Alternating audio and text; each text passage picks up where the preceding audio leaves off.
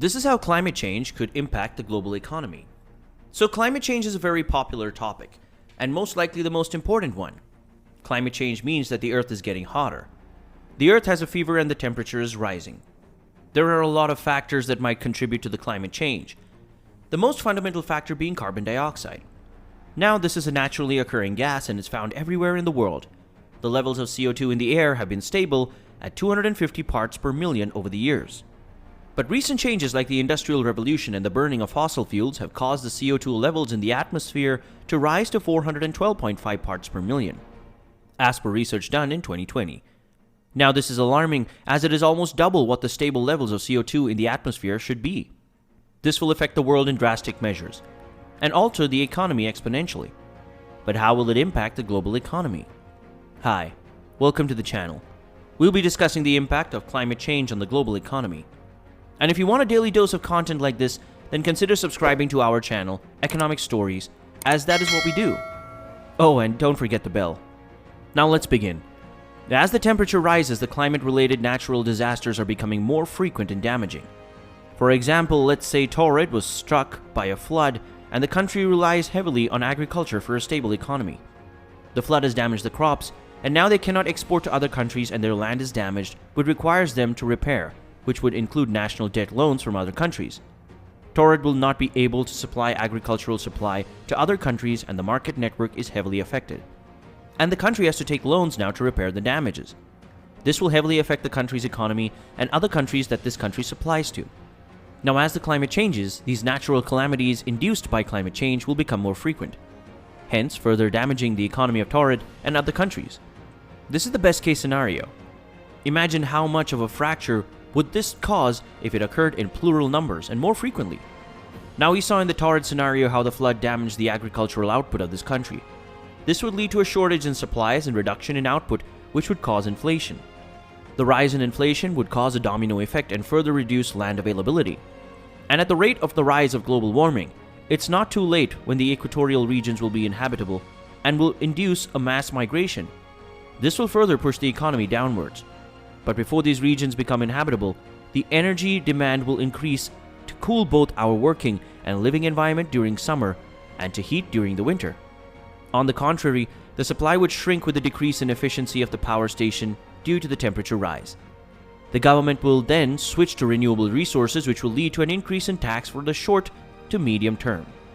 However, in the long term, these renewable energies will ensure a low cost, but it will be directly proportional to the rise in population.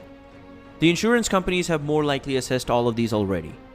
These companies have already suffered a huge amount of loss as harsh weather events like Hurricane Katrina took place, damaging the property, and for which they had to pay to cover the cost. Climate change is going to hurt economic growth, and the global economic structure ensures it.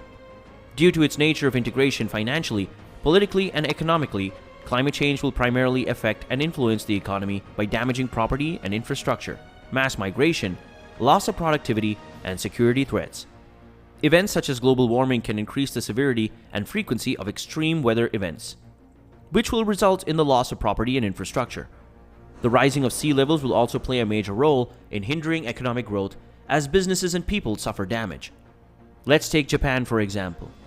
Japan's national debt to GDP ratio is 234.18%, which is the highest debt to GDP ratio.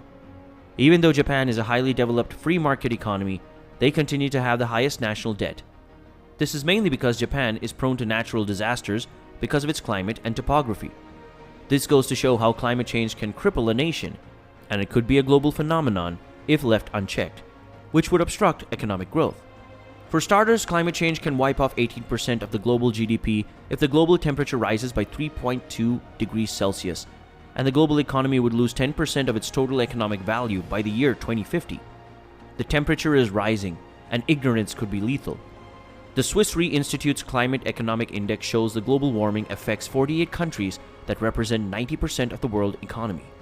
The expected impact of climate change on the global GDP by 2050 are 4% of the Paris Agreement targets are met, which is a well-known below 2 degrees Celsius increase in the temperature. 11% of further migrating actions are taken, which would be a rise of 2 degrees Celsius in the temperature. 14% if some migration actions are taken, with a rise of 2.6 degrees Celsius in the temperature. 18% if there are no migrating actions taken, with a rise of 3.2 degrees Celsius in the temperature. The impact of climate change will hit Asian countries the hardest, with an estimated 5.5% jab to the GDP. And that is the best case scenario, and the worst is well over a knockout of 26.5%. But Asia is a huge continent, and so variations in the data are bound to happen.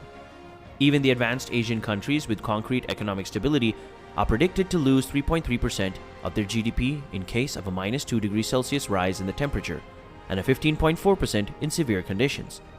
There has been a fortunate forecast made with the contingency plans, and the measure taken that the Asian countries would see a drop of 4.2% and 37.4% respectively.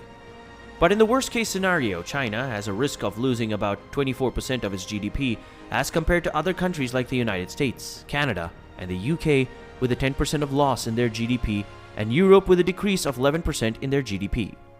The Middle East and Africa are likely to see a drop of 4.7% in their GDP if the temperature rise stays below 2 degrees Celsius.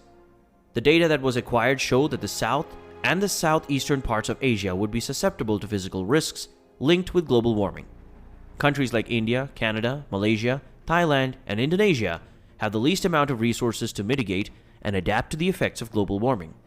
But the silver lining is that these nations would gain from global contributions and efforts to challenge the temperature rise.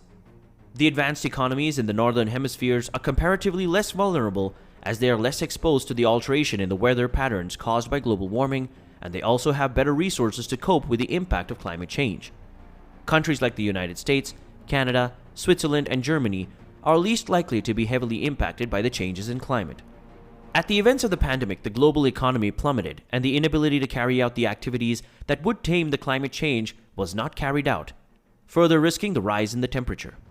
Furthermore, the lockdown left the global community in their homes, which led to lower productivity. By 2050, the population will grow with a total of 10 billion people in the regions that are most affected by the impacts of climate change. Hence, we should start now to diffuse the issue and mitigate the risk and minimize the targets. Climate change is a global phenomenon, and every community, society, and individual will be affected by it. So we must start now. And being the public, we should take preventive measures to lower the emission of CO2 in the atmosphere. If this does not concern you, then nothing will. Let's contribute to nature and fill our gardens with trees and grow plants to lower the levels of CO2 in the air. As said, this phenomenon is global and is crippling to humanity. We need to take a step and preserve Mother Earth. With this thought, let's end this video here.